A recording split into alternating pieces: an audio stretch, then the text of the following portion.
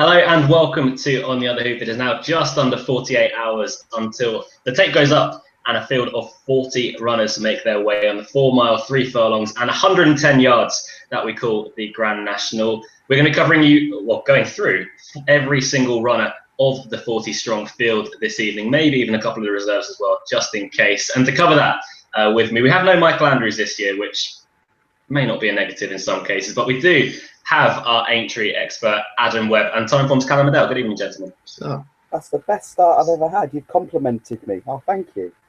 Yeah, I haven't complimented you on a little draw bit, so. Oh. Are we excited for the National, gentlemen? Of course. Yeah, I'm always excited. Just a quick note, I thought the Fox Hunters today was fantastic, and if the Grand National is like the Fox Hunters, all horses returning, plenty of drama, I'll be very happy. So, yeah, that's the main thing. If the race is still exciting and every single runner comes back, that is the main thing to focus on in the Grand National. Adam, I imagine you've been looking through this for about 12 months now. I'll say since the entries came out, and then when the weights came out as well, I did a preview piece. My blog will be going up after the video. Let's just say you'll need about half an hour and a lot of drink to get through it. So it's very, very detailed. I'll say that it's detailed. There's lots of pictures. Ironically, that's what you had to do the blog as well. Yeah. I'm not an alcoholic. Shut up. What are you trying to make me out to be?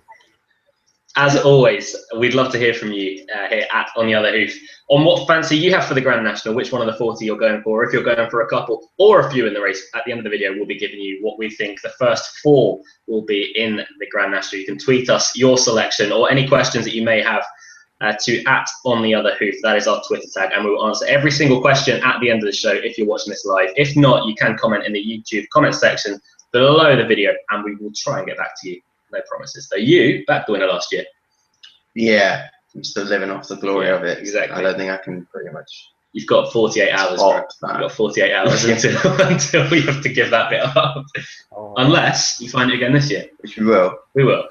We are confident on it. But we should mention as well, we have got a sweepstake running alongside our preview tonight, which Adam Webb has very kindly sorted out. So right now we have 40 Twitter names in a mug.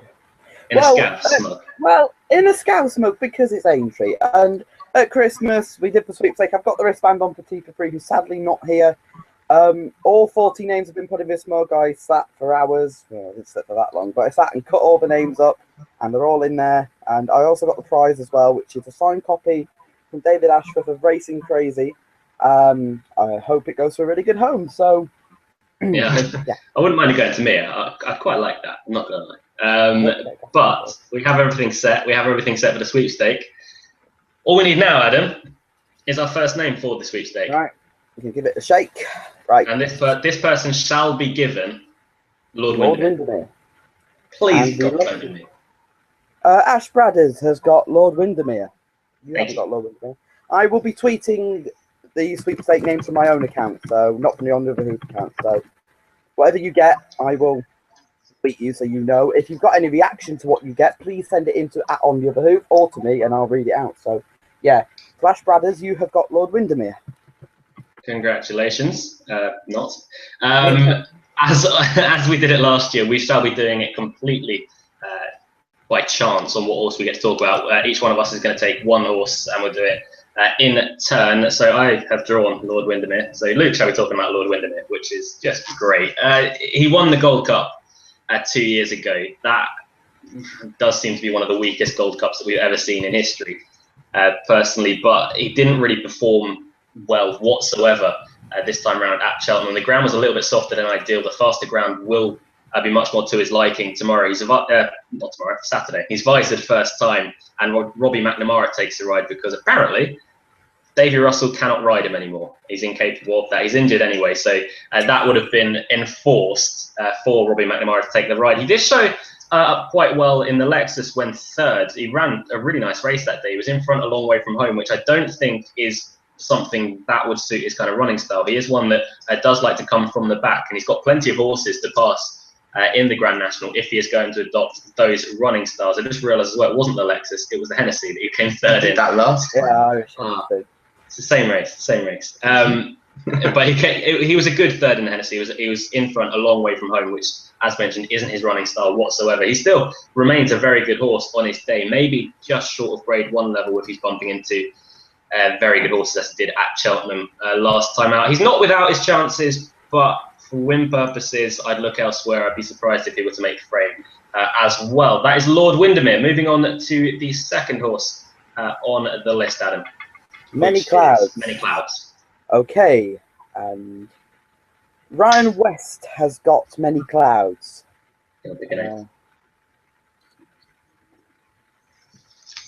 So I'll tweet him. Right. Scouse, you're talking.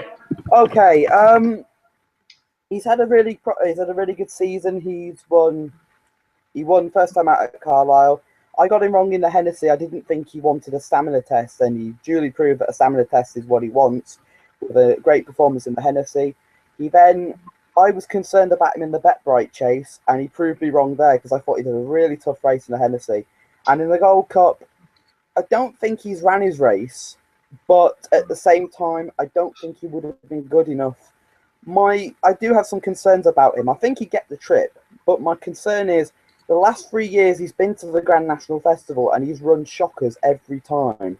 So, I think he'll take to the fences, but I'd rather him come here fresh as opposed to go to Cheltenham or go to another meeting in between. I know it sounds silly because I'm one that wants a race fit horse, but I think he'd be better off more fresh. So I'd rather leave him than back him personally. What about the ground for Many Clouds? It'll be quick enough. It was good ground today. Michael said to me he walked on the track and he said it was fairly quick. So they'll need the water anyway. So. Yeah, well, they are watering overnight tonight. We don't know what they're going to do on Friday evening. We will find out in water again, I reckon. Yeah, we'll find that out in due course. Did we draw who got Many Clouds on Tuesday? Yeah, Ryan West. Yeah, I've tweeted the name. Yeah.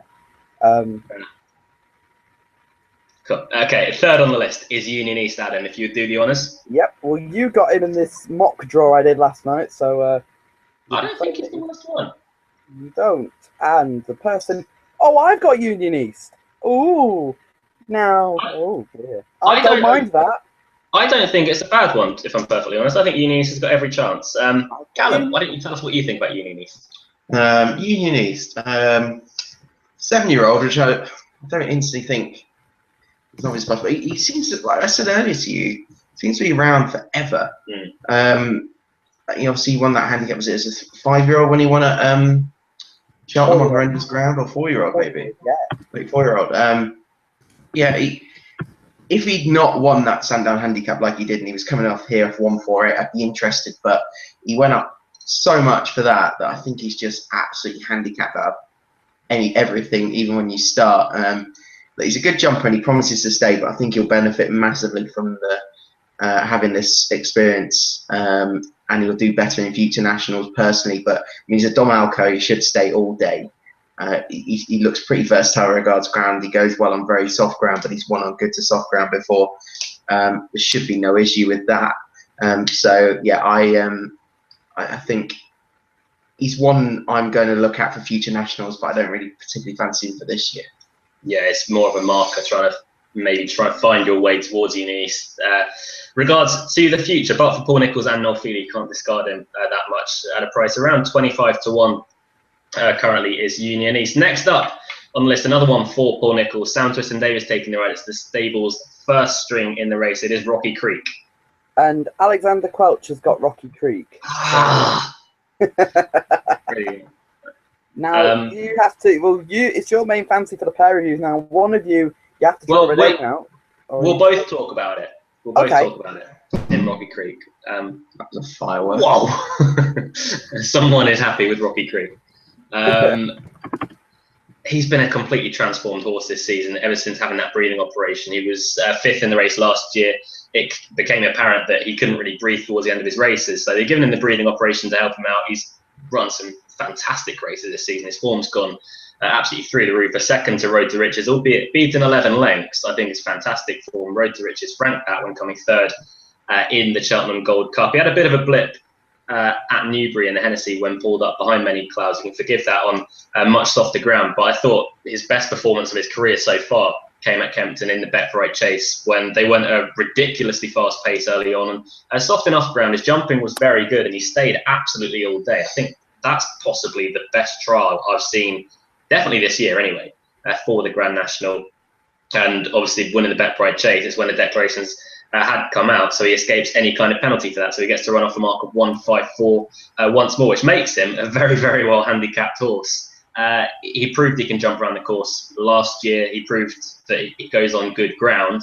If that breathing operation can have any kind of effect, then I think in what looks to be a bit of a weaker race this time around, Rocky Creek should be going very, very close. He comes here in the absolute form of his life. I can't fault him on any grounds here, Rocky Creek. Could you find anything to put you off in any kind of way? No, apart from, if he doesn't, last year's race was down to not staying and instead of not having issues, but I do think it was the issues. I mean, when you look at his Hennessy run, he just wasn't finishing his races properly. So he can easily put down to that. He went very close in it last year. He's not going to get a better opportunity in his life to win this race because he's so well handicapped. Conditions are perfect, and it's not the best of renewals. So I think he should be favourite, and for that reason, he's not. I think he's the bet of the race. Yeah, I completely agree with that, and it's rare that we have two people agreeing on a panel of three on the overall Grand National selection, but both of us are with Rocky Creek. Number 5 on the list will be First Lieutenant, who in his day was a pretty classy animal. Nina Carberry bids to become the first lady rider as well to win the Grand National. He's available around 25 to 1. So Adam, who's going to get First Lieutenant? Skeletor 1982 has got First Lieutenant, which is, I don't think it's the worst one, so it could be worse. Could get Ballycasey. Sorry. I'll log you up. Who's talking about? First Lieutenant. Oh. Yeah, I mean, a few years ago, obviously, he had some very classy form in the book when he was second to Hugh Carr and the Ryanair and then won the Betfred Bowl on this card, at this meeting. He's not the same force, not anywhere near the same force now. I don't think he's shown much at all this season. I thought his run behind Road to Riches and Alexis wasn't too bad, but it's just not strong form. And his last one was over hurdles, but I know he got beat, and you can probably excuse it's over hurdles, but he should be beating those lot on merit. He went off odds on, still didn't win. Your hopes are basically on him improving considerably or swinging a revival due to the fences. And I don't see it being a reason why. I think the cheap pieces are back on. He used to they are. wear them a Cheap lot. pieces and tongue tie. With the tongue tie, he just seems to have issues for me at the moment. He's not a horse that's in the right frame of mind, so he's certainly not one for me. No, Nina Carberry was successful at the national fences in the Fox Hunters today on the fringe. Personally, I'm one of the biggest fans that you'll find at First Lieutenant, but I really could not give him a chance in the Crabbies Grand National. Number 6 on the list is last year's runner-up Balthazar King, who has been aimed at this race specifically. He's been off the track for 148 days. Will be the pairing of Philip Hobbs and Richard Johnson will take the ride, Adam. And the Final Furlong podcast host, Emmett Kennedy, has got Balthazar King. I wonder how he felt today when Sickbag Conti won. I've got Balthazar King. He's one of the most loved horses in this country, I think, Balthazar King. He always seems to run his race. He had a fairly busy campaign last year as opposed to this year, where he's really has been trained with this race in mind. As mentioned, he's had 148 days off the track. We haven't seen him since November when he won at Cheltenham over his beloved cross-country fences.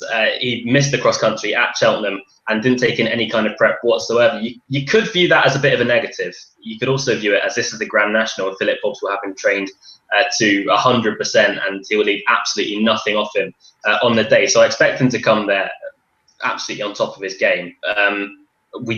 He goes okay fresh enough. He ran well when given a busy campaign last season. As mentioned, faster ground will be right up his street, and I think this is a weaker race than he was second in last year. Pinot de Rey obviously is back and trying to defend his crown. but off a £3 higher mark than he ran in last year, I would be really disappointed if Balthazar King was out of the 4. He jumps well, he stays well, he goes on the ground. There's really not that many excuses for Balthazar King. I know, Adam, you're really quite strongly against the layoff. I really don't have it down as that much of a problem, if I'm honest. And the same with Shut the Front Door. If I get to talk about him, I'll be really against him for that. So, yeah, I don't want to layoff off. I really don't have any kind of problem with the layoff for Balthazar King. Probably, I wouldn't have the same. I wouldn't have a problem with Shut the Front Door either, because they've been trained for this race specifically. They may have had a mid-season break that have taken it easy, but it's come over as a bit of a culture shock to these horses, does it not? When they've come off. That's one of my points, actually. I prefer a race fit horse to a horse that's fresh. I know horses have gone close, like Melly Moss did, Alvarado did, but I'd rather have a race fit horse than a horse that goes there fresh. Because you could easily fall at the first fence due to being too fresh. It's happened before. Possibly, yeah, possibly. Personally, I would prefer a race fit horse. I'm not going to deny that, but I don't think it's as much of a worry to put you off the horse if you do fancy Balthazar King. I think will go very close personally. I've definitely got him in my 4. Next up is Shut the Front Door, number 7 on the list. Adam, John Joe O'Neill and AP McCoy. This could be AP's last ride that he ever takes if Shut the Front Door is victorious, and we've also got potential for a bit of history. And Shut the Front Door could be the shortest price favourite that we've ever had in the Grand National. He's currently 7-1. That is going to get much shorter on the day. Who's got him in a sweepstake, Adam? Max Banner 17. So Max, you've got Shut the Front Door. You could be part of history, my friend. You get a signed book for a start. Scouse, you're up. Right, Shut the Front Door. History could be in the making. I mean, I made a prediction to you guys, I think, when the weights came out. I had a feeling that he could go off at similar prices to what Red Rum did in 1975. He went off 72 favourite in a 31-runner field. With the McCoy factor, all the housewives will want to back him. But I don't think he deserves to be favourite on the form he's shown. Yes, he's won an Irish National. That form has not worked out. And his win at Carlisle, albeit he was impressive, the form of that race really hasn't worked out either. Vintage Star's not gone on to do anything. Mickey hasn't really done that much this season. And I know John Joe's horses haven't been right. And I know he can train one for the big day. And I'm not denying that. But the layoff is the concern. I'd just rather him had a run. And if he had a run, then I'd be more into his chances. But and also a lack of experience. That's another thing that I have. One of my things that I like in a horse is that they've had at least 10 chase starts. He's only had 5 or 6. So, and his jumping, if you remember in the National Hunt Chase as well, his jumping wasn't that good. I think he'll take to the fences. He could be, if he gets round and if he's thereabouts, you can imagine if he is there to win, the crowd will get really behind him. Whoever backed him, if you've not backed him, you probably still get behind him. But the head says he won't win and the heart says he won't win either. And I'd rather be backing elsewhere than Shut the Front Door. Yeah, I'd completely agree with that. With regards to Shut the Front Door, I don't fancy him, but I couldn't really come up with a reason that I didn't fancy him in that respect. But I know that the stable fancy him, and he will be trained to peak for the day. Next up, Banner has responded to that. He? He agrees with me. He says the layoff worries him. Lightly raced this season, rancid price. I agree with Max. So, if anybody wants to tweet, Ash Brad has actually tweeted in reaction as well. Let me just get that up. Where is it?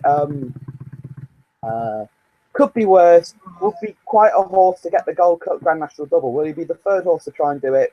Gold Miller did it in the same year. Lascargo won the Gold Cup. No, won the National 4 or 5 years later. So, yeah, 3rd horse to try and do that. Number 8. Who's number 8 again? Who's number 8? Pino de Rey. There we go. Sorry, Last year's winner, Dr. Richard Newland. Darryl Jacob taking the ride. Leighton Aspel does prefer Many Clouds this season. He's around the 22-1 shot, so same kind of price range that he was last year. It looks a weaker race to me, and you can't discount any kind of form over the national fences. Adam, who's got Pino de Rey in sweepstake? Neil Watson. So what's he racing? You've got Pino de Rey. And I was talking to him earlier, and I said to him I'd give him a good horse in the sweepstake. So, yeah. Now, so Neil Watson, you've got him. I think this is only fair. Yeah, I do as well. Cal, you put Pino de Rey up last year as your selection from a long way out. I think we'll let you have Pino de Rey to talk about. Yeah, he's not made my shortlist this year. I never really intended him to do so either. And there's plenty of reasons for that, to be honest. First of all, it's an unbelievably tough ask for a horse to come back and win a second Grand National. Obviously, Red Rum was the last multiple winner of the race. I think he won really impressively last year. I don't know how he stayed up because he made some horrendous mistakes on the way around, but he's as tough as nails, stays all day, and he was just the best horse on the day. He came into this race in much better form last year for me. He'd obviously come off an impressive Exeter win, and then absolutely stonking run in the Pertemps when beating only a quarter of a length by Fingal Bay. This year he ran okay in it. I mean, he's beaten 19.5 lengths this year. Obviously he's very much been trained for the race this year, but he's £8 higher as well. And the jockey change as well. I mean, yeah, Daryl Jacob has ridden him before, but only once. Leighton Aspel gets on really well with him, and he's a horse considering his jumping. His jumping isn't great. I much rather would have had Leighton Aspel on. So I'm going to have a few quid on him. It's Pino. I'm going to have a few quid. If he wins, then I will never live it down. So I'm going to have a few quid, but I'll be very surprised if he won. I think he's got an okay chance of a place, but again, I do prefer others. Yeah, Daryl Jacob has won a national as well with Neptune Collonges back in 2012. So Daryl Jacob knows what it takes to win the Grand National. Next up on the list is number 9, Ballycasey for Messrs. Willie Mullins, Ruby Walsh, and Rich Ritchie. Usually they command a bit of respect, but Ballycasey is 40-1. You won't get many more chances to back a Rich Ritchie, Willie Mullins, and Ruby Walsh horse at 40-1. Adam, who's got Ballycasey in the sweepstakes? The poor soul that has got Ballycasey. Oh, it's Lee Armstrong. Oh, God. He's going to hate that. Oh, I'm so sorry, Lee. Sorry, Lee. Oh, God. Sorry, right. Lee. Whoever's going to talk about Ballycasey, you have to try and be as unoffensive as possible. Oh, God. I know Ruby's a big watcher of On the Other Hoof. Oh, really? You God. Not you. Why me? It's like if we're doing each one, so after 3 each, and then whoever gets the last of the 3 gets to talk about that horse, because otherwise you might not get your name drawn up for ages. You see what I mean? I suck anyway. Go on, you're up. You just Well, want to talk Adam's about, talking about Shut the Front Door. I talk about Pino, so you talk about Ballycasey. I'll talk about Oh, And Ballycasey. then talk about the next Ballycasey. 3, and the next 3. I'll talk about Ballycasey then. I don't mind talking about Ballycasey. I'll I take just that. think It's I fine. It's don't. fine. Alright. It's fine. Got no chance. Ballycasey, on his day, is a very, very useful horse. He was fancied to go close in an RSA. He ran well enough in that RSA. He came 4th to O'Phelan's Boy. I don't really think the race was up to much, in fairness. But since then, he's proved that he doesn't stay 3 miles. That is a fairly key thing in the Grand National, that you have to stay a little bit further than 3 miles. Ideally, 1 mile, 3 furlongs, 110 yards further than 3 miles. I don't really get why Ballycasey's running in the Grand National. There's much better chances out of the reserves. He's just one of them annoying horses that shouldn't really be here, but he's keeping the others out of the handicap. He was pulled up in the Ryanair. Before that, he ran okay behind Border Success at Ascot. That was on softer ground. He's probably, for me, better on good ground. I don't think Ruby Walsh will get many worse rides in a Grand National than this. I still can't really work out why they decided to run Ballycasey in the Grand National. But I'm sure whenever they thought it up, they thought it was a good idea, but very easily passed over with Ballycasey. Oh, my God. Next. Can I make I a think quick we point? Can I make one sentence? He's 40-1. I wouldn't back him at 400-1. That tells you his chances. I don't fancy Ballycasey whatsoever. If you do, then fair play. You must be off your head. Number 10, Spring Heald is up next for Jim Colotti, the second Jim Colotti trained horse in the field. Speaking of people off their head. Nick Schofield takes the ride, who has generously been on our show a few times in the past. Spring Heald is a Cheltenham Festival winner. He's going to be cheap piece for the Grand National. He made all in the Kim Muir 2 years ago. Adam, who's going to get Spring Heald? Jason Heffron. Jason Heffron, you have Spring Heald. Right, now, from Callum's run, we're going to go for Adam, apparently. No, you draw it now. Why can I draw it now? Draw it now because it's each of the three. So you draw it twice, and then the last one the other person gets. You could have done this off there. I'm just saying. Does that make sense? Yeah, it Alan, does you're make a lot of sense. Great. I'd rather talk about Spring Hill than those other three. Yeah, I've got quite a strong opinion on Spring Hill. It's a horse that I've liked for a long time, especially when he's the very deserving winner of the Kim Muir last year. My issue with him is stamina. I mean, he's unproven over nothing more than 3 mile, 1.5. His last 2 runs over further than that was in the Bet365 and also at Cheltenham. And he just looked a non-stare both times to me. I don't think he relished the test at all. He could be a better horse now. I mean, his run in the Galway Plate was a cracker behind Road to Riches, and he needed his run in the Bobby Joe. So I'm sure he's going to be trained to the minute. He's a great jumper, so he's a perfect type for the track if he's able to stay. I just can't see it. He's a real exuberant type, and I can't see him seeing it out. And also add in the fact that Jim Colotti's last winner came on the 20th of March 2014. I haven't looked it up or anything. Yeah, he's one that I wanted to be keen on, and I just can't make the case for him, unfortunately. Yeah, I can't at all either. And with that, we shall swiftly move on to number 11 on the list. That will be Rebel Rebellion, another representative for Paul Nicholls, the second last representative in the race. Ryan Mahon will be taking the ride on Rebel Rebellion. He's generally around a 50-1 shot. Adam, who's going to get Rebel Rebellion? Sporting Sam can. So Sam Boswell. Sam Boswell, yes. So Sam Boswell, you have Rebel Rebellion. Yeah, unlucky, buddy. Yeah.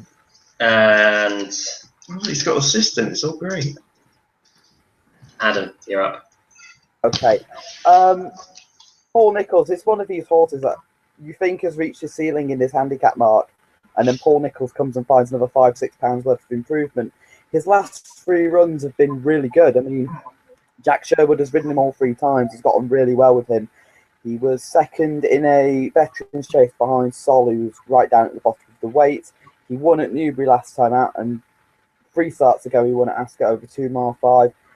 He's won over these fences before over 2 mile 5, but the main concern I've got is stamina. I don't think he'll see the trip out. It'd be one that would go well for 3 miles and give Ryan Mahon a really good spin, but I don't see him lasting home. No, I've always viewed Rebel Rebellion as a bit more of a staying kind, but I think this might just be stretching him a little bit. Saying that, he comes into the race in fantastic form. 12 on the list is Dollar Chulo, and is the fancy of Michael Andrews, as he revealed in yesterday's show. Dollar Chulo will represent Warren Greatrex and Dougie Costello, available at around 50-1. Together. Oh, it's Mick McHugh on Des Walker. You've got Dollar Chulo. Unlucky Des. And by process of elimination, that will be me talking about Dollar Chulo, who is a weird horse. At one point in his career, he's won over 3 miles. He won the Roland Merrick earlier on this season. At no other point in his career has he looked like a stayer. All his other wins have come over under 2.5 miles, I think it is. I would like to know which Dollar Chulo is going to turn up, because he won a fairly competitive Roland Merrick. Saying that, I don't think he's the strongest stayer. He'll give a good spin to Dougie Costello for a while. He was 8th in the Grand Sefton nearer to the start of this season, which was a fair enough run, only beaten 11 3/4 lengths behind Paul Master.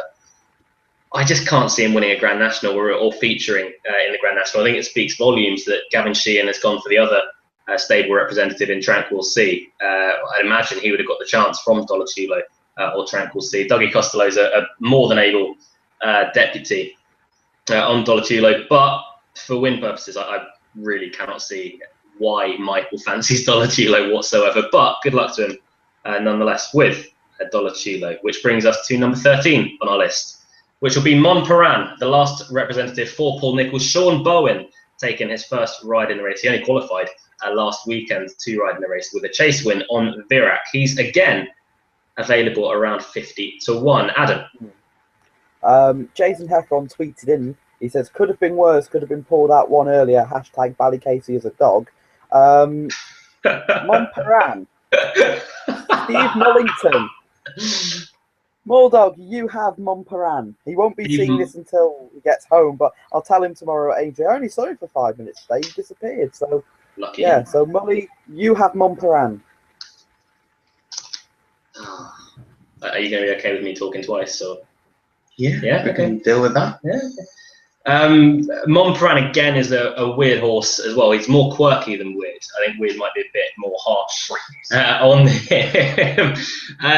The point was made to me at Cheltenham on New Year's Day before he ran as well. So it's on me that I didn't back him to win. That the last time he had some new headgear fitted was when he had cheek pieces put on again at Cheltenham last April in 2014, and he won that day. He also won when he had blinkers put on first time on New Year's Day this season. Now that could just be that he likes something new and he likes sort of being updated to just keep his mind on the job and sort of keep him fresh. Sean Bowen gave him a good ride that day, and again, rides here. Can't claim the £5, of course, in the Grand National. He jumps well, as he proved in the Topham a few years ago. He has progressed into a much better horse than he was back then when he found absolutely nothing after the last when going through the race. Hard on the bridle under Ruby Walsh, but I just have a feeling that he's the kind of horse that's going to get used to blinkers, and probably already is, with a fifth last time out at Doncaster. He just seems to be getting used to the headgear. He might be the kind of horse that in the future they might just mix around the headgear each and every run just to try and keep him honest and try and keep him running well. As for win purposes go for Montparan, I really don't fancy him all that much. He may hold slight each way claims, but I think his price very much reflects his chances, and is probably, for me, I don't know, on a par with Rebel Rebellion for the worst chance that Paul Nicholls has got in the race this season. Carlito Briganti is up next, number 14 on the list. Karen McClintock. It'd be nice for a small yard to win. It's Brian Harding taking the ride again. About a 66-1 chance. He isn't without his chance, though, is he, Adam? No, he's not. And Andy Morrison, 1964. You have Carlito Briganti, so he's an interesting runner anyway. So for sure. And to talk about Carlito Briganti, ex-Cheltenham Festival winning Carlito Briganti as well as Adam. Good. He is one of the bigger outsiders that I actually am interested in. And I mentioned it to I mentioned it to Luke, and he told me, move on. He's got no chance. And then he looked earlier today and goes to me, actually, you've got a point. I can see why you made the point. Yeah. I would still be surprised if he did finish in the front. Well, he's a former festival winner, so you'll know he'll handle the big occasion and the big field handicap. And his form throughout the summer last year on good ground, which is what he wants, was fairly decent. I mean, he bumped into the Ramford Pete, or aka the Ramford Pele, at Utoxeter in the John Smith Summer Cup. And then the thing that drew my attention to him was the fact that when he won at Kelso, he absolutely dotted up and was staying on resolutely to the end. He's unexposed at marathon trips, which is something that I kind of like in the Grand National horse. I mean, they can win over 3 miles, and sometimes the unexposed angle is something I quite like to go for. And he's one of them horses that I think could be very interesting at a big price. His last start, the rain came, and it was probably just a prep run, and he ran respectably well. And at 66s, I think he's got an each-way squeak. Brian Harding rides the course well, and this could be the second Scottish winner since Rubstick back in 1979. So it'd be great if Karen McClintock could do it. She's only a small stable. It's a stable star. So best of luck to them. Yeah, and one day, back in a while ago in his career, he was contesting graded events and wasn't being disgraced in them as well. Carlito Briganti. So he has got a bit of class about him. We have had a tweet in from Sam Boswell, who got Rebel Rebellion, didn't he? Yeah, he did. Yeah, Sam Boswell just tuned in to see that the moment my horse was drawn, that's with Rebel Rebellion. # always next year. I think it's fair to say that Sam Boswell overly fancy Rebel Rebellion. Moving on to number 15 on the list, making our way towards halfway. Night in Milan for Keith Reevely and son James Reevely. One of us. Callum Adele, you have Night in Milan. Crying out loud. Don't even like him. You get to talk about it as well, mate. Well, if this was run at Doncaster, he'd be an absolute set. His record there is very good, and he seems to love it there. He's obviously won the Grimthorpe last March. I backed him, which is great. He's run 3 really good races there this season as well. Firstly, when only just failing to deny Grandad's horse, then behind If in Doubt, and then behind Wayward Prince. And just very much sums up that he's been bumping into well-handicapped horses when he's not necessarily well-handicapped off around 145, 146. Generally, he's a good jumper, front runner, stamina to prove without doubt. I just can't see him being a player in it. I don't really see the angle in where he's going to improve. Why is he going to improve? I just don't see him winning. I can't really put my finger on why. There's no real negatives, but there's definitely no positives. I think that's the easiest way to sum it up for me. I thought there was plenty to take out of his race last time behind Wayward Prince at Doncaster, where nothing really got into the race. Wayward Prince kicked, and that was it. He was trying to close with Dropout Joe, and they never really landed a blow. They were close. Well, they were never pretty close. Yeah, it was a good run, considering I think it was probably just seen as maybe a prep run for this. Yeah. It's weird considering it was the race he'd won the year before. Yeah, he's an interesting contender. He missed out by one last year to get in this race because he won the Grimthorpe and unfortunately missed the cut. So this has been the plan all year for him. So fair enough, and he's comfortably in this year. Next on the list, number 16, Ruby Light, the one-time top-class Ruby Light. Andrew Lynch should have a decent spin aboard Ruby Light. Around 66 to 1 though is a fair price. I'm sorry to Tim Devine, you've got Ruby Light. You asshole. To Max Banner, I'm not swapping.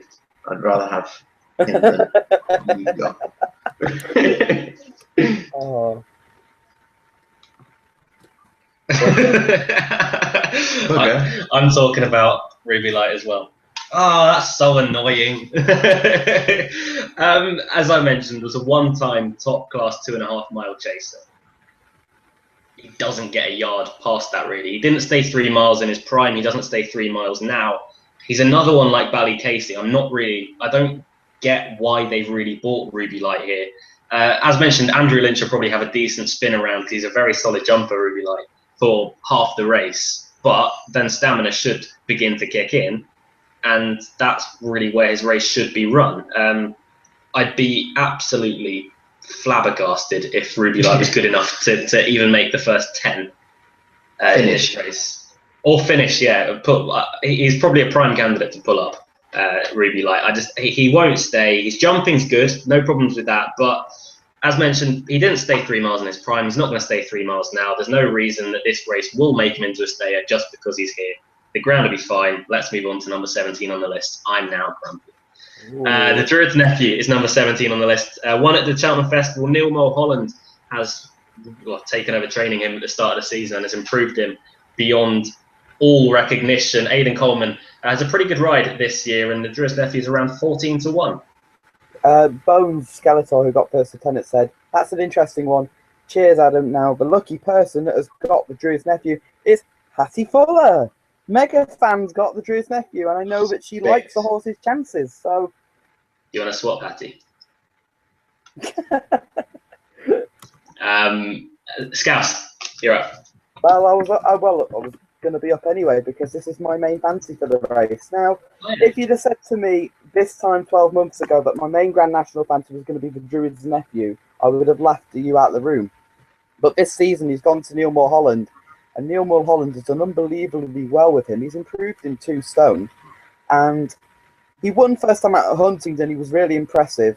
The run, 2 runs caught the eye. The first one was behind Sam Winner at Cheltenham, where he was given a bit too much to do because they thought he wouldn't see the trip out. They were seeing if he'd get the trip, which I thought he did absolutely fine. Benny Hennessy, he ran really well. He made a bad mistake early on, but then Davy Russell gave him plenty of time to recover, took him out wide, and he was still there going to 3 out. Before the combination of the hard race at Cheltenham and probably the early mistake cost him late on, but he still ran respectably.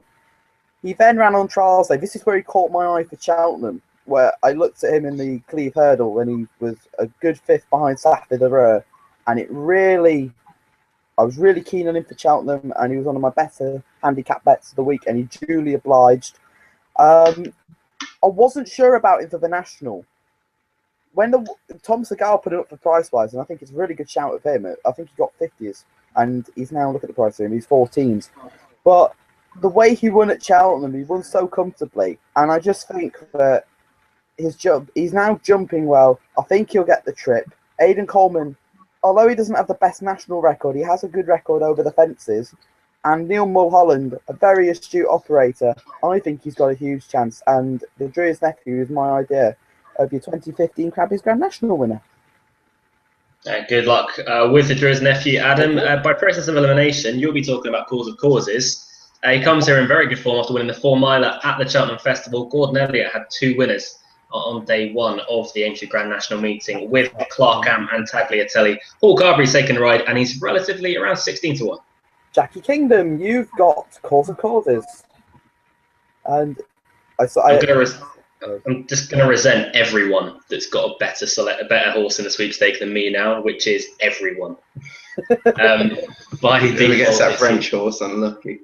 That's not really. Okay. Sorry, no. Sorry, headphone users. Yeah, Cause of Causes. He's made my shortlist of 4. I was going to take 40 to 1 after he won at Cheltenham, and I didn't. And now I properly regret it.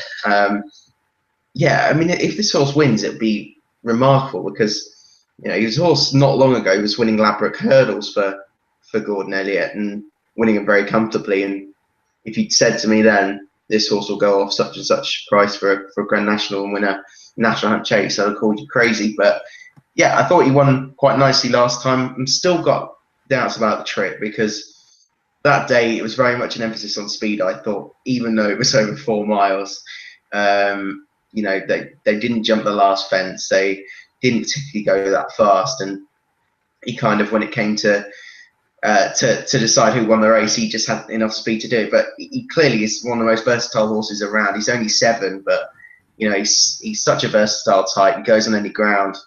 Fantastic jockey booking of Paul Carberry. Like I said, he's made my shortlist. Can't really work out if I think he's got a great chance or no chance at all. But yeah, I think he's a very solid horse, and I wouldn't at all put you off. Fair enough. That's Cause of Causes and his chance in the Grand National. Number 19 on the list will be Godsme Judge, the sole representative this season for Alan King. Wayne Hutchinson taking the ride around 22 to 1 is his price tag for the race, and is an ex-Scottish National winner as well, Adam. Who's going to get him in the sweepstake? Josh Pearson, you have Godsme Judge. You wouldn't have been one I'd minded, actually. Adam. Cool. He's one that's he's in the first 4 for me. Really? Yeah. Hear me out, and I'll explain why. Because everybody's been saying that he's been disappointing all season, but I thought his run in the Bet Bright Chase was a really eye-catching effort, where he got outpaced and then stayed on through beaten horses. And this has clearly been the plan. He doesn't really like soft ground. He didn't appreciate going back over hurdles last time out, and 4 miles, 3.5 furlong ground Aintree, I think, will suit him down to the ground. Is a really, really solid jumper. We know that a big field is no issue to him. He jumps, stays. I think he'll be in the 4. So, Godsme Judge, I think he's got a good chance. I think I gave him a rating of 2 out of 10. Actually, something like that. 2 or 3. I don't say that much. Crazy! Wow. In fairness, I've never ever warmed to the horse whatsoever. I know you two have. You two have been big fans. I've never warmed to him. I've liked him for this race for the longest. I liked him.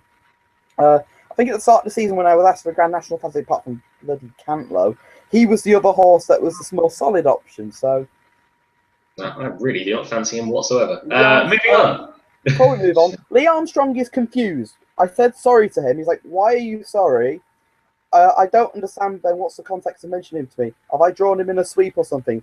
If you're watching, Lee, I'm afraid you did draw him in the sweep. I'm going to assume that because he's confused, he's not watching. Well, he'll be watching later, and he's also moaning about Guniella missing out. Well, sorry, he wasn't handicapped well enough. So. Okay, so next horse. Number 20 on the list is Alco, Peter Bowen.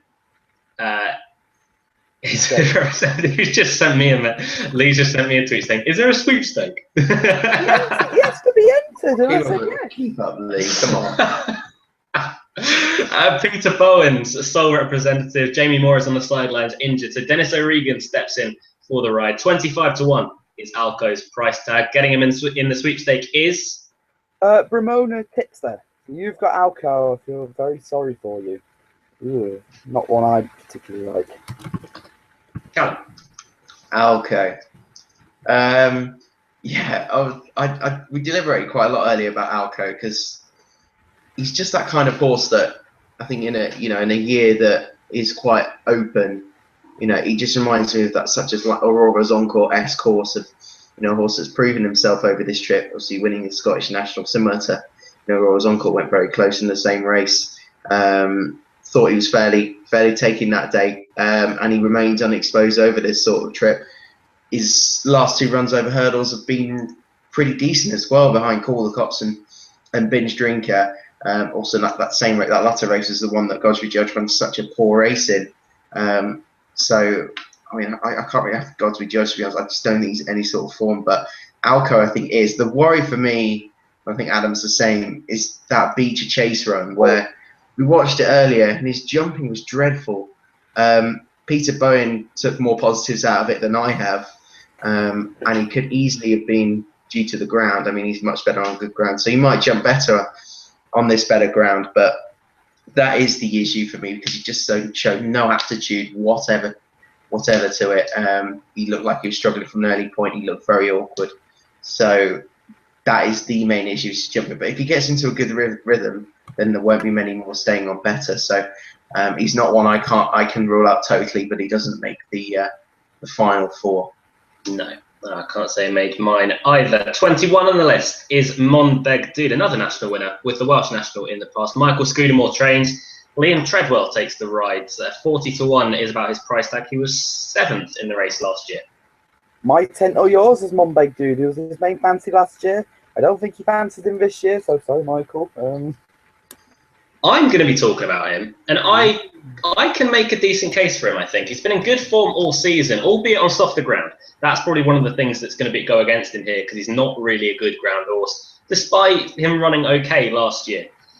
When he floundered late on, yeah, he probably didn't stay. This is a much weaker, well, for me, I'm saying it's a much weaker race, but he's been in good form all season. He came 4th in the Hennessy, came 4th in the Welsh National. Then he was 3rd behind Life for It up at Haydock, but disappointed at Cheltenham. He was wearing a tongue tie for the first time on that occasion.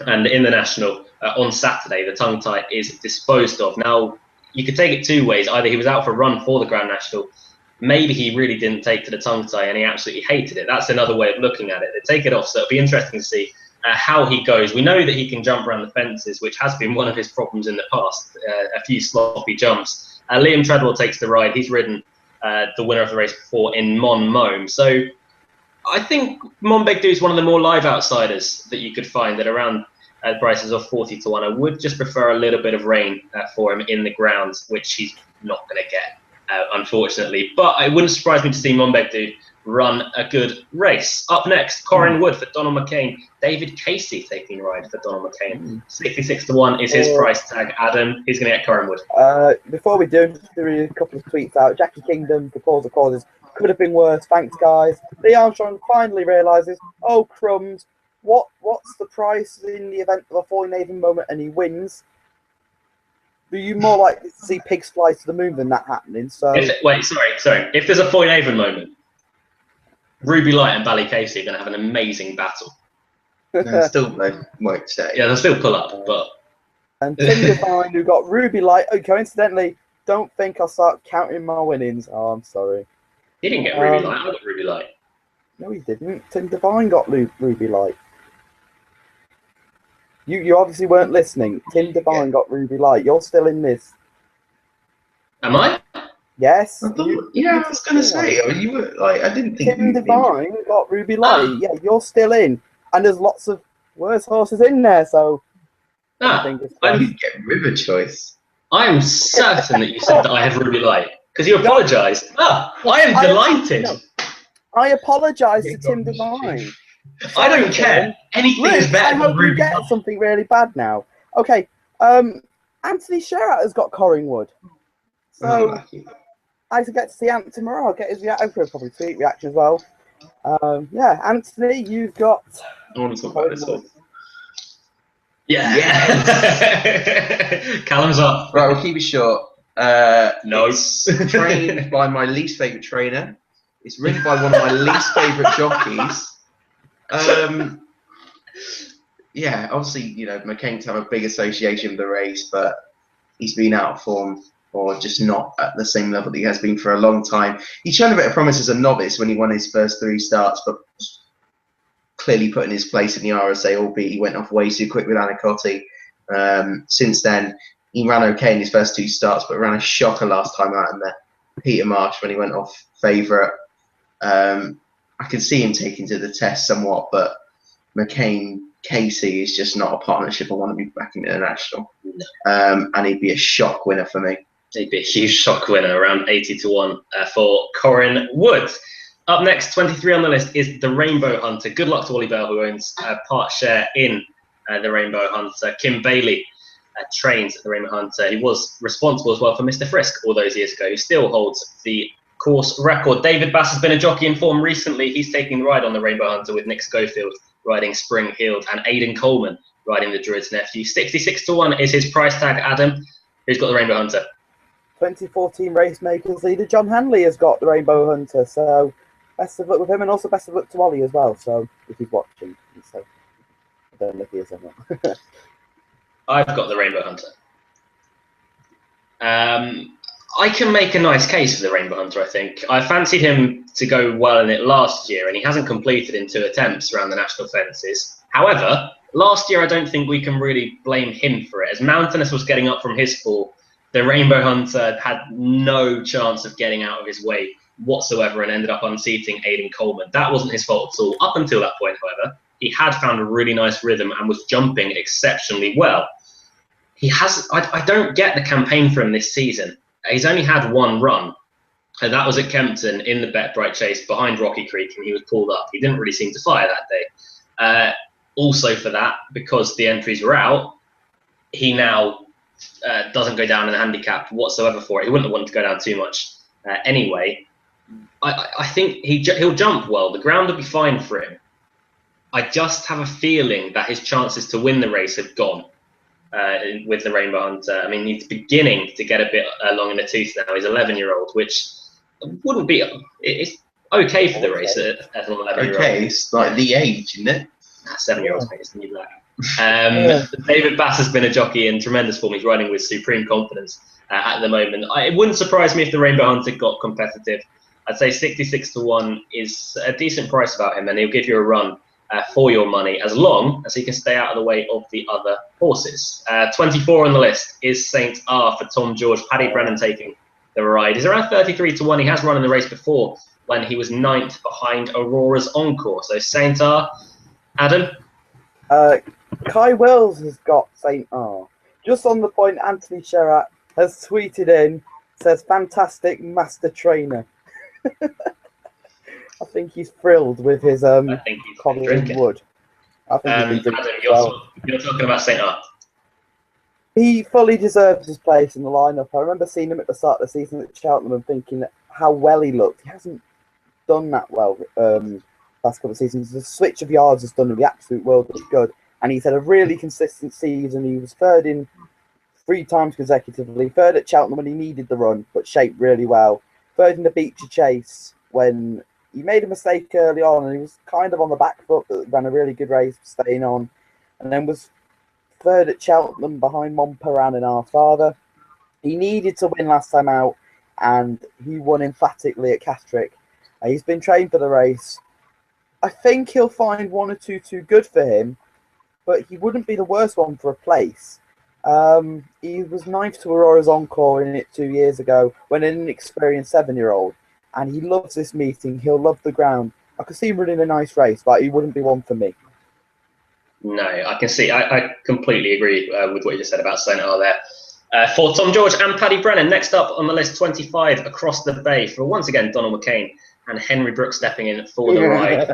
Wilson Rennick was injured very recently, will not be riding in the Grand National. I don't know whether he was meant to ride Corin Wood or across the bay. Either one way, Henry Brooks. He was booked for Across the Bay, and the person that has got Across the Bay is Luke Elder 13. Okay. Okay. Oh, That's another second circuit loose force incident. Yeah. Likely. Yeah. Sorry, Luke. Oh, I was hoping you got River Choice personally, but I'm talking about it. Good. Good. Across the Bay, the main thing for him is to get out into the second circuit. He's been taken out the last 2 years in front of the stands by a loose horse. The first time it wasn't too bad. Last year, Tidal Bay ended his race. He went from being last to first, and from then on, he was always going to struggle. The positives First, last. yeah. that would have been really. That would be a really good hampering, wouldn't it? Yeah. I've been hampered. He's jumped the field. Yeah, first to last. That makes more sense. The positives that you can take from it is that up until that point, he had jumped really, really well and attacked his fences with a good amount of zest. The negative for it is that even when he wasn't hampered so badly, and he did sacrifice the lead, he joined back in the field about 6th or 5th place, he still didn't really get home and was beaten a long way. It's very hard to make a case for Across the Bay winning. Place chances are very, very remote, I'd say, for Across the Bay. But saying that, he should give Henry Brook a decent ride for quite a long way round. And as my mature colleague here mentioned and pointed out the other day, if you look at Across the Bay's last 4 runs, it reads out booed. Yeah. I said that's Michael, actually. No, it's About that. So yeah. I felt so sorry for him at Cheltenham. He got taken out properly at the 4th last in the Kim Yo. If you watch that fall, it's a horrible fall. I'm so glad he's all right. I hope he runs a good race. I really wanted to have a clear round, and yeah. Yeah.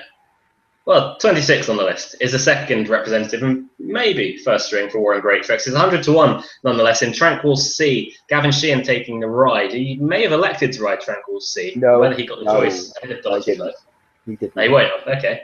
Well, he's on Tranquil Sea nonetheless. I'm really sorry, Ruth, but you've got Tranquil Sea. That's 5 stripes. Sorry, Ruth. You can't even pick a good horse for her. Oh well. She won't be bothered. No matter loses she back then. Callum, Tranquil Sea. Oh, for crying out loud. You wanted Oscar time, didn't you?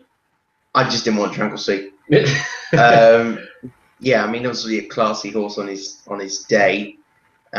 Just unfortunately, his day was a long time ago.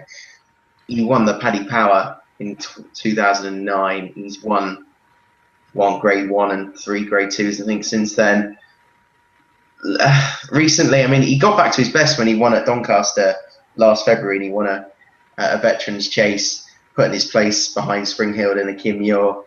And then again at Aintree, thought he ran okay behind Sol at Newbury, but the stamina to prove and all and above his class for this at the age he is, for him to do this, I think is an unbelievably hard ask. And again, I'll be absolutely stunned if he even went close. To be honest, I can't see him at all. Yeah, I have to say that about Tranquil Sea as well. Up next is the 14-year-old and the oldest horse in the field, Oscar Time. He's been in decent form recently. Robert Wadey Cohen trains Sam Wadey Cohen.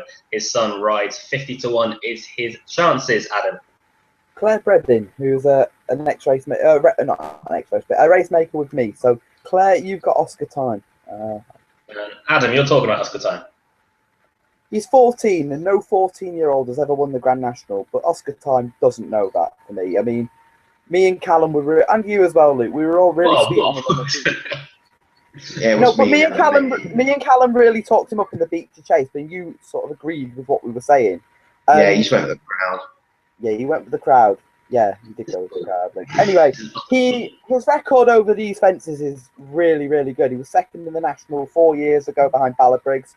He was 4th 2 years ago to Aurora's Encore. He's everything injury problems in between. He's been in really good form in the last 12 months. He's been winning point-to-points, hunter chases, even won over 2.5 miles where he showed quite a bit of pace, which I was quite surprised at. His Beat to Chase win was sensational. He beat Mendip Express, St R, and a couple of others at Rio Post here. And then his run at Doncaster last time out, it was just a prep for this, and he ran nicely.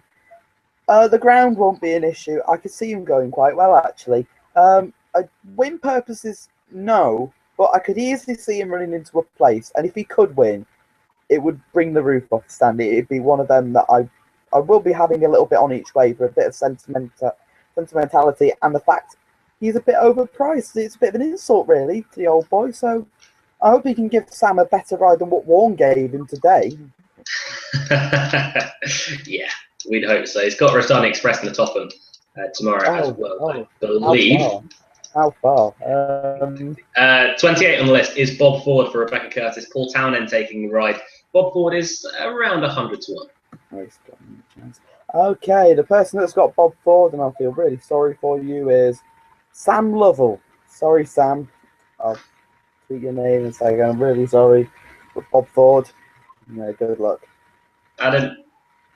I'm talking about him. Oh, wow. He's a horse that needs his own way, and he definitely won't get it in this field. He won the West Wales National, which was an absolute farce of a race. Nothing got into it on really horrible ground. He won in a canter just because there was nothing else in the race. He went up £12 for that. He didn't deserve to go up that much anyway. He sulked in the Midlands National. His one experience over these fences, he absolutely hated it. I really can't see him running well. He's the two horses I gave 1 out of 10, and he was the second one after Ballycasey. I think he's got absolutely no chance. Watch him go and win now, and I will look really stupid, but I can't have that much enthusiasm about him. Yeah, well, he's carrying the colours of T3, which might be a better omen, who's run well in the race before. No, definitely not. Not with Adam's money. The 29th on the list in the Grand National this year is Super Duty for Ian Williams and William Kennedy. 66 to 1 explains Super Duty's chances, Adam. Okay, and Super Duty is wrap this. Kev the punter, you've got Super Duty.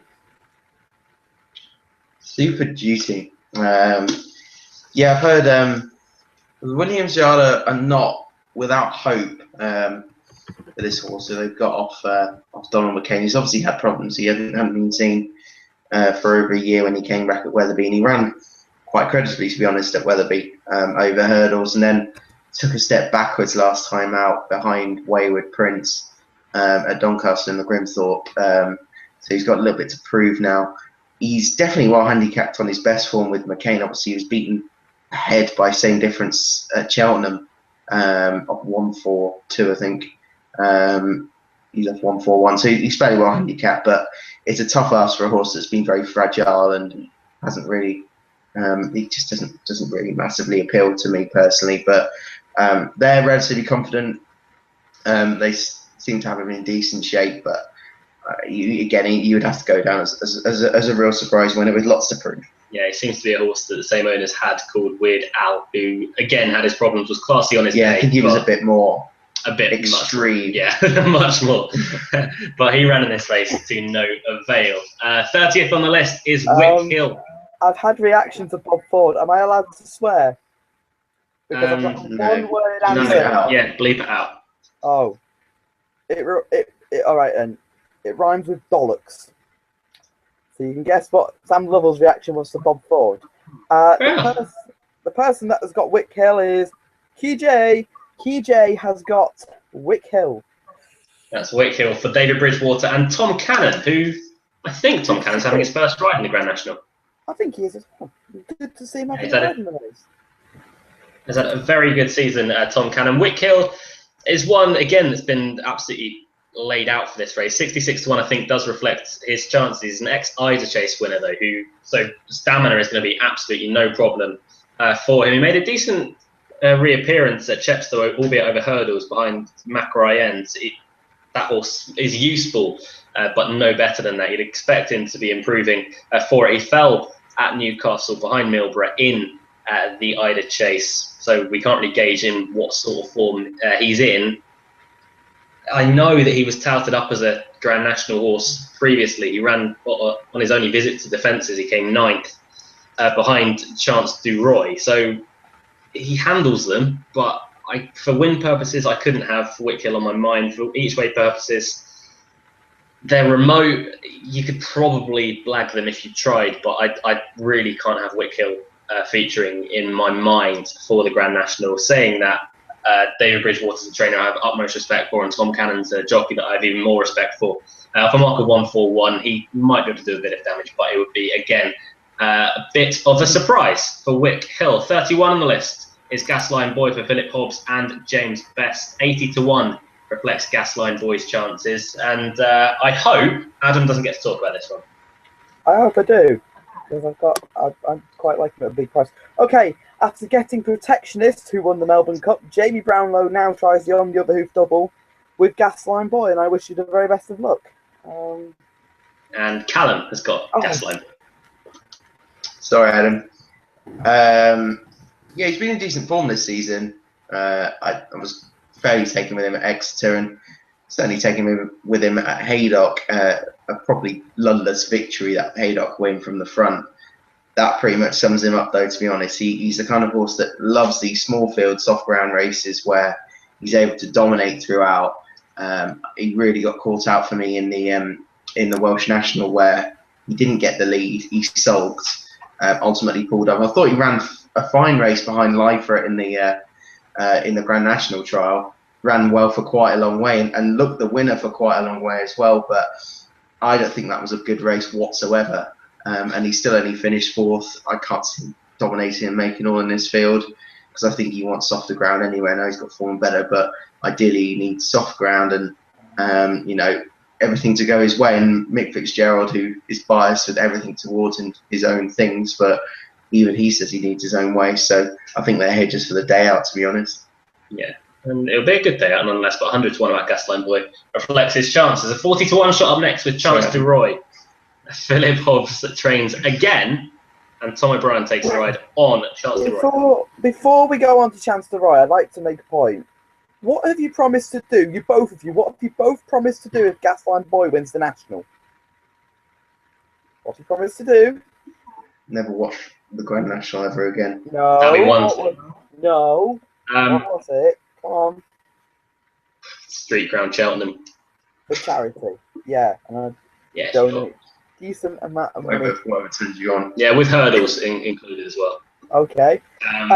Key J has tweeted his reaction, and this reaction is that I could have done much worse. Would seem as a likely sayer, albeit one who wants off the ground. You'd hope he'd get round at least. Don't know why I've used likely. May get outpaced though with it sounds. I'd agree with that about Wickhill. Chance du Roy. Sam Blaze 93 has got Chance du Roy, or as he was called last year to unsuspecting racegoers, Chance du None. Luke absolutely hates this horse. Yeah, you do. You think he doesn't stay, but you like Monbeg Dude, so. You like the package. Blatantly doesn't stay. He preferred the package. Was it the package he preferred? The package had no chance. Yeah, you like the package in Monbeg Dude. Sorry, this is coming from a person who's backed Gasline Boy. Yeah, Adam, you have no leg to stand on here. If you like Monbeg Dude at 25s, why is Gasline Boy 100 saying? It's a value bet. It's a bad value bet that's going to lose probably, but if it wins, I'll be very Gasline Boy is temperamental, needs a soft lead. He's not going to get that here because he's got other front runners in the field with Across the Bay, Bob Ford, many of them. He's got no chance. You've been held up in the past and won, so yeah, holding on to that. Adam, let's talk about Chance du Roy. Chance du Roy, well, he loves these fences, so you guarantee the run for your money. He was 6th in the race last year. He made a bad mistake early on and was given a really good ride by Tom O'Brien.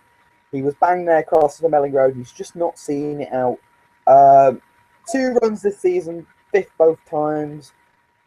Is he here in as good as form as last year? I think not. He'd be one that I think could jump around and finish 6th or 7th. It'd be one if William Hill are doing what they did last year for top 10 betting. He'd be one for that.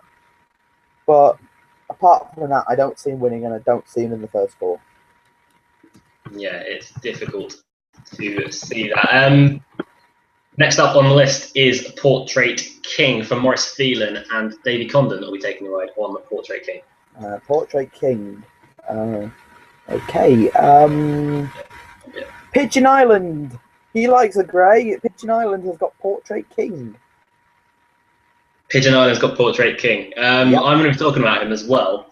At the start of the season, I thought his chances had gone. I thought he was a bit long in the tooth. He's a former Ida Chase winner, so he's got stamina to burn. He's been running in some really stamina-sapping races this year as well. Seemingly, he's having a second win at his old age of 10.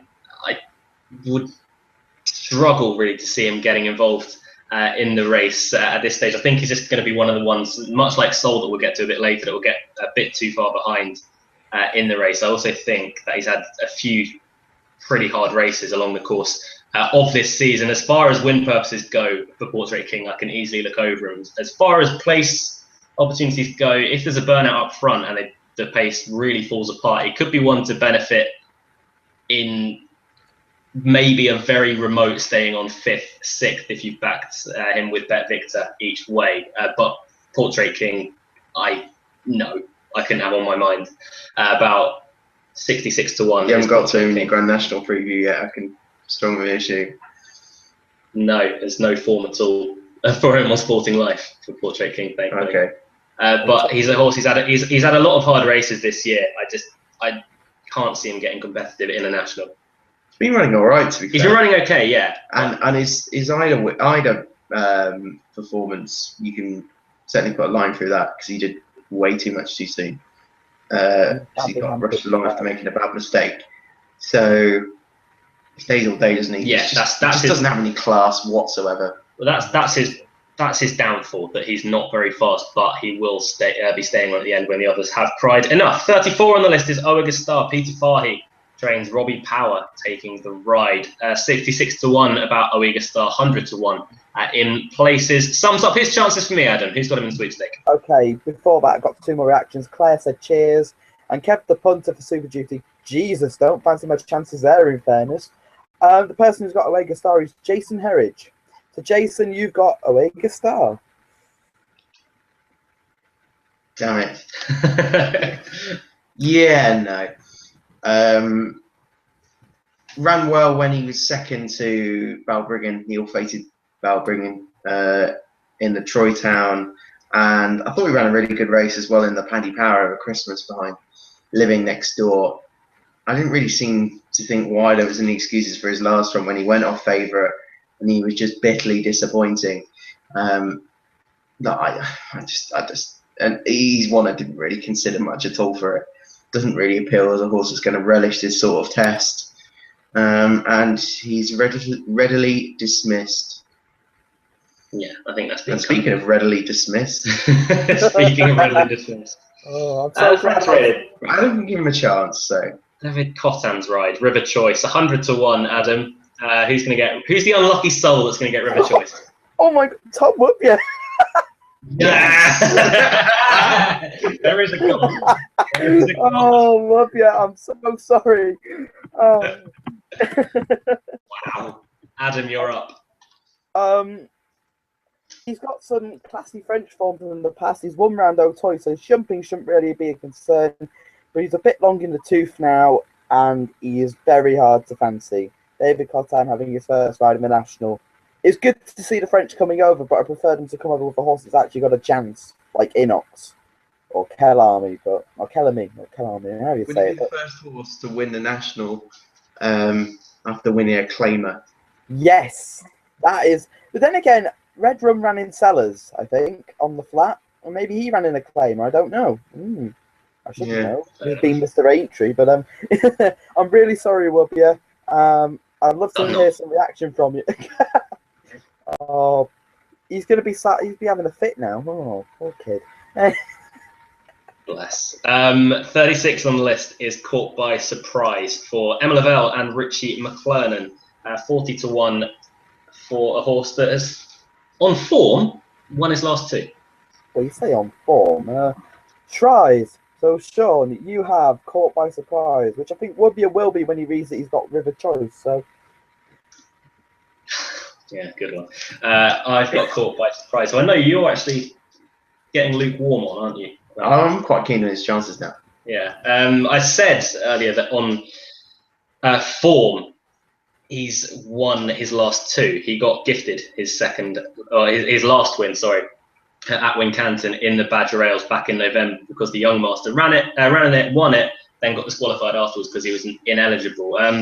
Stamina's going to be absolutely no worry whatsoever. The ground's going to be no worry at all. He comes into the race in decent enough form. I think the Bazarelles is a fair enough trial for this kind of race. It's a very, very strong contest for the more staying types. Emma Lavelle's in decent enough form. Richie McClernand, I think, is a good jockey booking for these fences. He's the kind of jockey that can just nurse one round, get them into a good rhythm and get them jumping, which could be a necessity around here. He's got plenty of big fields handicap experience, so I'd expect him to go quite well. I can see why you're fairly keen on him. His record fresh, you need to mention, is really good. He's best fresh. So the break would be absolutely no way. I mean, if he'd been bottomed out on soft ground all season, then I wouldn't have been keen on him. But look at his chances. I think he's got a really solid chance at the big prices. Yeah, which is rare to find in this race. There's not many at a big price that I'd really give too many chances to. That is. Before we go on to the next horse, Jason Herridge. I got him in the sweepstake at work too. How can I be so unlucky twice? I'm really sorry, Jason. Oh dear. That's just bad luck. That's me. 37 on the list is Alvarado for Fergal O'Brien and Paul Maloney. Around the 20-1 marker.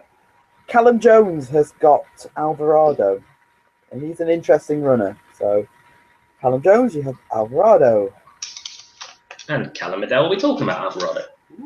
Yeah, Alvarado is an absolute certainty to place. Connections obviously had a place horse in the last 6 renewals of the race, 3 times with State of Play, twice with Capablanc, once with this boy last year, who was given way too much to do by Paul Maloney, which is not the first time he's done that. He's quite a quirky horse. Needs plenty of rousing along it sometimes, but he just travels strongly at times. I mean, he's just one of those horses that needs to be in the mood. Thought his prep run was fine. He looks, or seems to be, in grand form, considering what the trainer has said. Yeah, I think he's got a really good place chance at the very least. I think it'd be tough to see him win it, but it's very much one I think will go closer and finish in the first 4. Yeah, I think a few people are sort of repeating those sentiments as well about Alvarado. There's a 20-1 chance. Next on the list, 38 in the race card order. Sol for David Pipe. Tom Scudamore taking a ride on Sol, around 20-1 as well. And Will Bowler has got Sol. So, Bowler. You have Sol. Everyone's going to have that song in their head now. Sol is one for me who I fancied in a national when he came 7th in it a couple of years ago. He's always going to be one of the horses that falls under the category of his may get a bit behind early on, but will stay on. He ran creditably that time, and he seems to be in better form than ever since switching to David Pipe's yard. He was subject to quite a strong gamble when he won at Exeter in a race where form's been franked from horses in behind, with the likes of Creedy Tennant winning at Ascot Sims. He also won a strong race at Newbury, where you really did have to stay very, very strongly to stand any kind of chance in it. I don't think good ground will be against him at all. The last run for Joe Hughes, he ran in a Grade 1 over an Otoy, which I'm not really sure what the hell she was thinking with that. Running him in a Grade 1. Soft ground. Yeah, still, he got lapped, and Long Run got lapped, so it was, a bit of a waste of time for the pair of them. That's no good excuse to send him over for the Grade 1. But since switching to David Pipe, you have to give him credit. He's been in better form than ever. He seems to have been getting form boosts from all over the shop with Sol. I think staying power is going to be fine. You made the comment earlier that he's prone to making one mistake. Just a little niggly one. Odd error at times. The one at Otoy was a good one. He made a bad mistake at the water jump. And I think the water jump at Otoy, you should see that mistake. How he stays on his feet, I don't know. Yeah. Generally, he's quite a bold jumper. Generally, he's a very good jumper. Just a worry, he just can't keep up with him because he's very slow. He's a huge horse. Yeah. If you get the chance to look at him in the parade ring, he is massive. Tom Scudamore and David Pipe is an upgrade from Mark Grant and Joe Hughes. So. Big upgrade. They also, if you remember David Pipe, he tried Blinkers with Comply or Die, who won the national. So seems a similar thing that they've done with Sol as well. So you never know. Yeah, I think for win purposes, Sol will probably come up a little bit short. For place purposes, I think they are more than live. He's been in fantastic form since that yard switch, as mentioned, which brings us on to number 39 on the list, Eli Brown for Charlie Longston. Right. Brian Hughes taking the ride, and Eli Brown is around 100 to 1. Pick a hand, because there's only two left hand, right. So this is one of two people, and it's Tom Lee. Not the Tom Lee from Channel 4, it's somebody called Tom Lee. So Tom Lee has got Eli Brown. Adam. Oh, Eli Brown, right. Very inexperienced, which is a big worry for me. He's a sound jumper over fences, having won it at Weatherby at Houghton Novices, but he just doesn't have enough experience for me. The footage of him schooling over the Grand National fences was a positive, as he went in about 3 legs behind up to something and came out on his coattail. So I think he'll enjoy the fences, but stamina should be fine. But I don't see him being good enough this year anyway. So he's one to avoid. Yeah, he's one that's very inexperienced over fences, albeit he's a 10-year-old now. The last one on the list for the Crabbies Grand National of 2015 and 40th on the list is Royale Knight for Dr. Richard Newland. Brendan Powell taking the ride off 10 stone to 25 to 1 for Royal Knight, Adam. And the final person in the sweepstake is your brother's friend Chris Ashton, who's got Royal Knight. And Cap, you get to talk about Dr. Richard Newland's second string in the race, or second chance in the race. Yeah, he's intriguing. Obviously, he showed by far the most improved form that he's shown when winning, what was it, some sort of national at Sedgefield, the Durham National. Brilliant. Yeah. It's a prestigious race. It is. Since then, he's clearly just been trained for this sort of for this race, a la Pinot. Well, maybe even more so, to be honest. But he's just not got the class for them, to be honest. Off this sort of mark, he's going to have to improve totally out of sight, and he's not shown enough to suggest why he will as of yet. But you'd think he'd stay. He likes good ground. If he's classy enough, then he can be involved. But others preferred. Yeah, I think that would say or end it off perfectly. We assume that the reserves aren't going to get in because we can't see any of them coming out at this stage, can we? No, but can I just explain something? If your horse gets taken out, if say for example, if 2 horses got taken out, and the first one say was First Lieutenant, and the second one was say Spring Heeled, if Bailey's Concerto was put on the same number cloth as First Lieutenant, that person would get that. And if Spring Heel coming out and Duke of Luca gets in on that number cloth, that's how it would work. So yeah. So if you've got a good horse and he gets pulled out and you get a bad horse, don't blame me. Yeah, we can't see 5 runners coming out. That would be my word. Right. Tom Lee has tweeted me saying there's always next year. Cheers. No worries, Tom. Right, what are we going to do? Are we going to do our first 4 first, or are we going to do questions first? Questions and fancies. For the Grand National of 2015, you still have a chance as well to send in your questions and fancies if you want them to be read out right about now. We're going to start with Chris Heath. Balthazar King, the outright winner, and Oscar Time is the most reliable each-way shot. Pinot de Rey can't be backed. I think we pretty much said the same kind of things. I can see Pinot running a really big race. If he jumps, that is. Yeah, I know he didn't really jump that well last year, but I think it's a bit harsh on Pinot. He's been a bit overlooked by a couple of people. Balthazar I can't have winning, so... And Oscar Time I agree with. So I agree with 1 out of 3 there. I agree with 2 out of 3. Ben Forbes, the Druid's nephew is his fancy. Good luck, Ben. For the Grand National. Good luck, Ben. Hattie Fuller, the mega fan, has come up with some sort of rap / poem / something, saying, "Long live the king as he sits on top of his rocky creek across the bay, whilst he holds a secret package from his nephew." Now that just sounds creepy. And that's something. It's a good effort. That's something that Michael would come up with. I'm not really sure if Hattie fancies on the back of that, but good luck. Matt Wynn has tweeted in Rocky Creek, Balthazar King, and Sol. Tomorrow looks a minefield, but I'm keen on the Ferguson runners in the first 2, and then he's also gone on to say, I've heard through the grapevine that Luke Elder spends more time in front of the mirror than John McCrook. I'd be disappointed if I was spending a long time in front of the mirror and looking like this. So your grapevine is wrong, very wrong, Matthew. Sam Lovell, I can't see past Rocky Creek. Also fancy the beast that is Sol to improve on 7th from 2 years ago and get a place. Good luck. I think again, that's something that we all agreed with. Matthew Smith fancying Alco and Sol myself, also Oscar Summer each way. Alco is one that I think we all put down. Good luck. Good luck with Alco. He's jumping in the Beach Chase. I would have been keen on him had he jumped okay, but he jumped the fence before the chair. He literally bunny hops. It's not a good sight. It really isn't. He really put me off. No, he's really low rating in my blog. So I think short price horse as well. He's won a Scottish National. No. faster ground will help Alco, I think. Help his jumping, but nonetheless, no. Matthew Kirby. Balthazar King is his main bet, but the 2 others to consider are Saint R and Portrait King. Good luck with those, Matthew. Phil Thompson.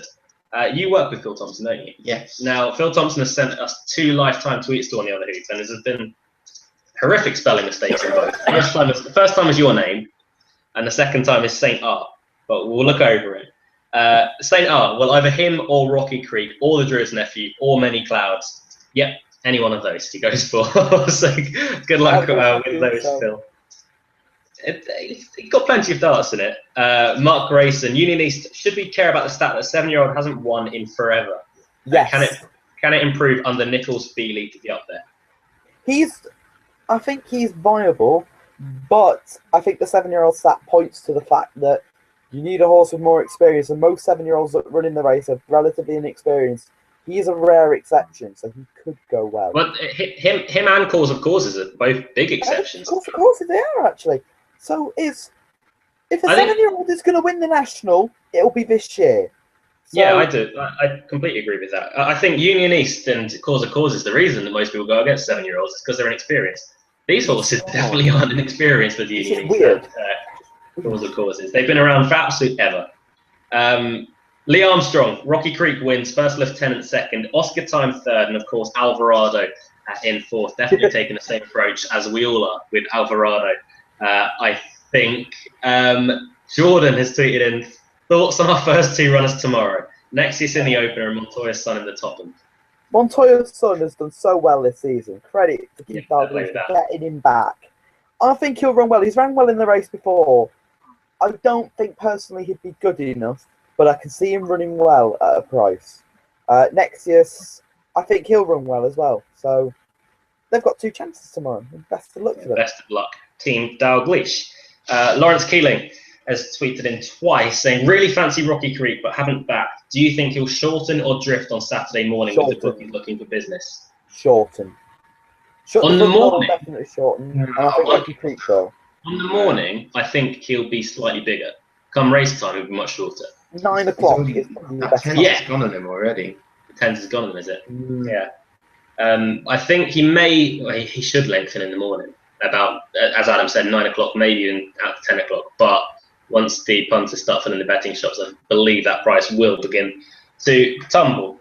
Matt Wynn has again come back in, commenting on my appearance, saying, Luke, what grooming products do you use to make your hair so immaculate that you must spend hours on it? Magical fingers. Oh my That's God. it. I'm worried that Matt keeps asking these questions, actually. Oh, I wonder why. I think his debut on Made in Chelsea is coming up. KJ is tweeted and saying, is it just me, or are there quite a few horses that don't look like staying? Yes. I think, yeah, and I think there's quite a lot of horses that don't warrant their place here. Yes. We agree with that. And for want of a better term, I think it's quite a poor Grand National this year. Yes and no. I agree with it in some part. It is lacking, but the good horses, the ones that have got their chances, I think do make it a classy race. To get what I mean. I mean, this year's Grand National is probably, I think it's on record as being the highest rating for a lot. So the horse of 139 Sol was getting enough 132 2 years ago. So yeah, in that respect, it's good, but the horses that are in the mid 140s aren't considered Cool. Grand National contenders. Yeah, that's the problem. In Class 1 and handicapping, yes, but for some horses, no. I will defend it, but not completely. No, you can't.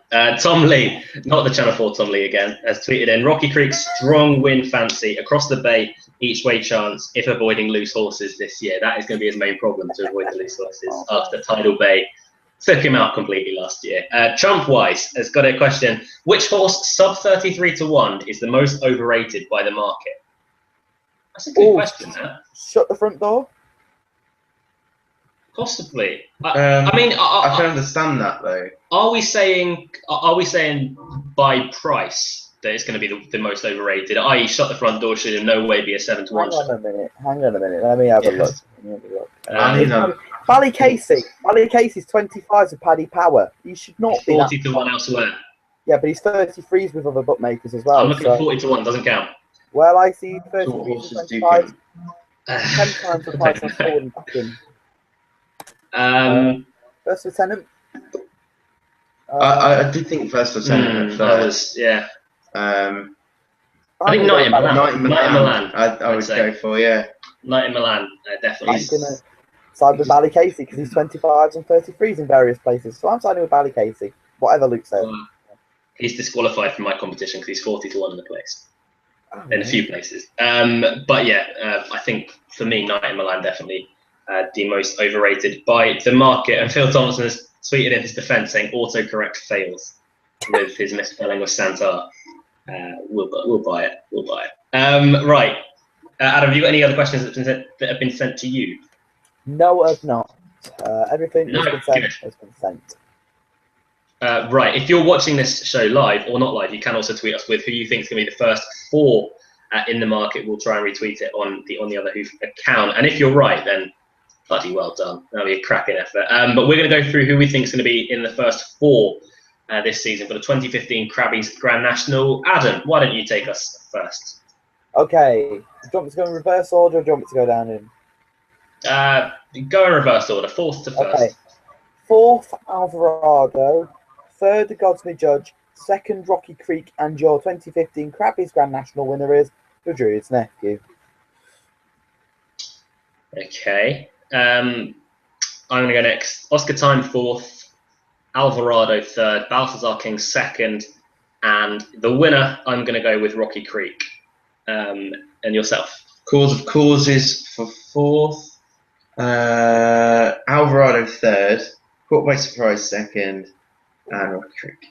Rocky Creek. I think Rocky Creek, for me, is probably the horse I've been most confident of in a Grand National in a while. The most confident I've been for a good year. Yeah, since Pinot. For a good year. This all could be undone at the first fence, you know, Luke. I'll tell a story then, because me and the Grand National, I love the race. I've had 2 very well backed horses and horses I've been confident in for a long time in Inox and Point Barrow. Inox ridden by Callum's favourite jockey, Chocolate Thornton. He went to the first fence, he overjumped and fell into the back of another horse. Point Barrow the following year under Philip Carberry. 8-1 co-favourite, went to the first fence and did a triple somersault. It happens. And my mum shouted up, "You're a dead good tipster, Adam." I said, "I'm not a tipster." So thank God you're not, because you make a lot of people poor. Yeah, it made me rich, but I'm not like that. Thank you to everyone for tuning in to our 2015 Crabbies Grand National preview. We hope you've enjoyed it, and we hope you've enjoyed the sweepstake. Good luck if you are in the sweepstake. I'm so happy I didn't get Ruby Light and got across the bay instead. Why you thought you did? Little chance. Yeah, exactly. Got a much better chance to across the bay. Good luck if you have taken part in the sweepstake. Don't forget you can tweet us at On The Other Hoof with who you think is going to be in the first 4 in the Crabbies Grand National come Saturday, and we'll try and retweet it on our account. Good luck whoever you're backing. Thank you very much for getting in touch. We hope you enjoy the race on Saturday until Friday evening. It'll be whenever you're watching this. We will see you then. Have a good Grand National and good luck.